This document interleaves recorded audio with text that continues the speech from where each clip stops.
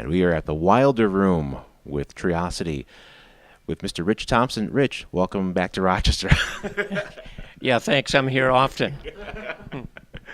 So who's in the band tonight? It's Charles Pillow, multi-reed man, that we actually went to school once upon a time together. Charles has been living in New York. And my colleague from Eastman, Jeff Campbell, on bass.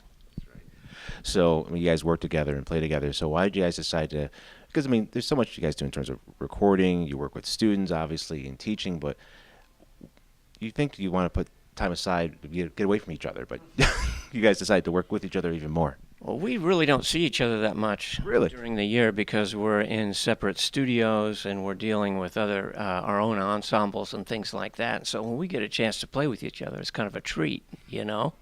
And so Charles had approached Jeff and I about possibly doing a recording, and I can let him explain more about that, and we jumped at the chance to do that with him. That means it's your turn to talk, Charles. Okay, well, thanks, Rich. Yeah, we thought that we would do a record primarily based on standards, which for me, I'd never done. My records have been mainly original compositions. So it started out mainly on saxophone standards, and then I brought the clarinet in, then I brought the flute in, so it became a multi-thing as usual. But we're having a good time. Speaking with TRIOCITY here on Jazz 90.1. And for you, Jeff? I'm just glad to be on the team. These are great musicians, and because they're so versatile, it allows the things that I do to have a lot more opportunity to intersect in different ways. So it's really a pleasure to play with these musicians, and it's just a good band, that's all. So taking so many songs from the Great American Songbook, how are you guys able to distill all that down to one CD's worth of music? That's quite a question.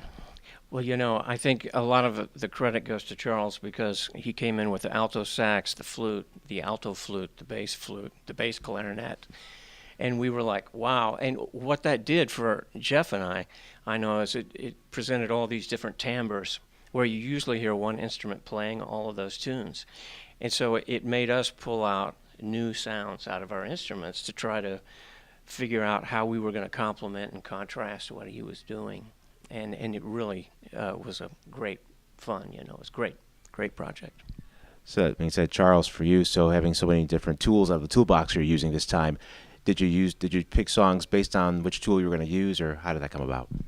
That's also a good question. I'm not sure sometimes whether I'm playing the instrument or if it's playing me. You know, I try to walk that line. But, well, for example, one of the songs we're doing tonight and the record as well, Slow Hot Wind, it's a Henry Mancini, sort of a sultry melody that I thought would really work well for bass flute. And I like playing the instrument. I brought it in, and it worked with what these guys were doing. So sort of on a case-by-case basis, you know.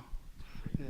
Speaking with TRIOCITY here on Jazz 90.1, getting ready to hit the stage in about 45 minutes or so at 6 and 10 o'clock. Guys, thank you so much for literally taking jazz further with your music and with your education and with your teaching, and you guys dedicating your lives to the craft.